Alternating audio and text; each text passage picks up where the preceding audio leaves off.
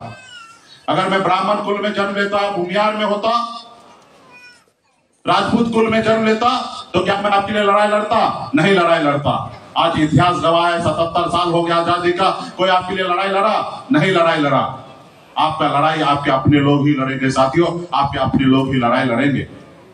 अगर कर्पूरी ठाकुर जी अति पिछड़ा का बेटा, एक नाई का बेटा अगर राज्य का मुख्यमंत्री नहीं होते तो क्या आपको 18% आरक्षण मिलता अति पिछड़ा का? नहीं मिलता। ये हमारे कर्पूरी जी का देन है कि आज हमारे लोग पंचायत में मुखिया है और वार्ड सदस्य है, ये कर्पूरी ठाकुर जी का देन है साथियों, ये कर्पूरी ठाकुर जी का देन है।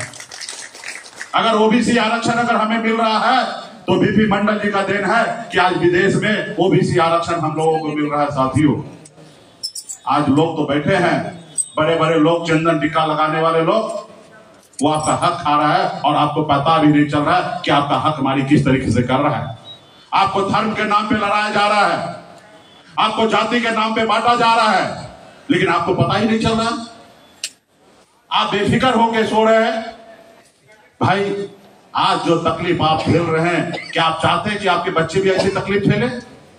क्या आप चाहते हैं कि आपके आने वाला पीढ़ी, आपके पोता ऐसी तकलीफ झेले? हमको लगता है सभागार में कोई भी ऐसा माँ बाप नहीं होगा कि अपने आने वाले बच्चे के भविष्य के लिए बेहतर नहीं सोचता होगा। कोई भी ऐसा नहीं होगा बाप जो अपने जीते जिंदगी में अपने सारी संपत्ति को बेचकर खा के चला जाए, ऐसे बाप कोई भी नहीं होगा।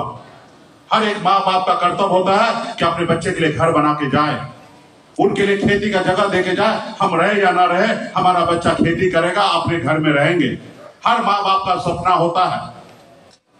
तो ये लड़ाई आपको लड़ना पड़ेगा, सिर्फ उनके लिए घर दे के जाने से नहीं होगा। आज मैं पटना में बैठता हूं, सैकड़ों समस्या है बिहार में। लोग आते हैं कि सर हमारा बच्चे का इलाज नहीं हो रहा है, हमारे बच्चे का एक्सीडेंट हो गया, उसका इलाज नहीं हो रहा है। हम लोग क्या कर सकते हैं? पावर में नहीं है, सरकार में नहीं है। हम कोई रतन टाटा अंबानी के घर में जन्म नहीं लिए, हम भी एक गरीब घर में जन्म लिए और संघर्ष करके 2 रुपया हमने कमाया और इस पैसे का हम उपयोग करना चाहते हैं कि सरकार बनाकर इस पैसे का खर्च करके हम अपना सरकार बनाएंगे, जो जड़ से हजारों साल का समस्या जो है वो हम मिटाना चाहते हैं। हमको 10 या 50 आदमी को इलाज करा देने से ये समस्या दूर नहीं होगा। उसके बाद भी हम लोग कुछ लोगों को इलाज कराते हैं, उसको मदद करते हैं, लेकिन कितना? अभी हम यहाँ पे बैठे हैं, पटना में लोग आएंगे, कार्यालय पे धक्का खा के चले जाएंगे। हम जड़ से समस्या दूर करना चाहते हैं। आज पूरे बिहार में रोज 1-2 नहीं सैकड़ों ऐसे निषाद परिवार होंगे जो सैकड़ों अपने बच्चे को दम तोड़ते हुए देखते रह जाते हैं, क्योंकि उसके पास पैसा नहीं है और इलाज नहीं करा पाते हैं, उसके पास पैसा नहीं है।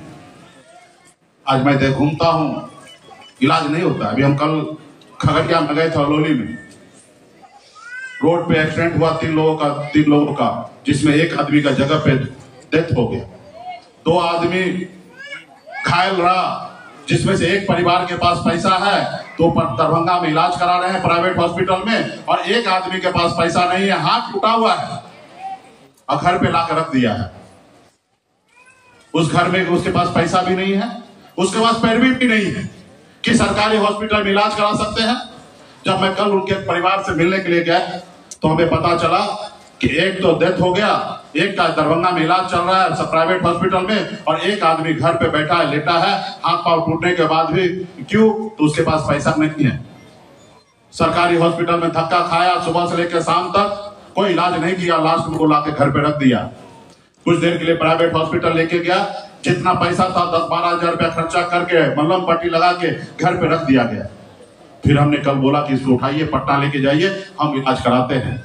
ये समस्या आपके पास है और मुझसे ज्यादा बेहतर आपको जानकारी होगा। मैं तो ऊपर से मुझे जानकारी प्राप्त होता है, आप तो उसका भोग रहे हैं, आप उस बीच में रहते हैं कि आज आपके गांव में लोग किस तरीके से गरीबी की जिंदगी जी रहे हैं।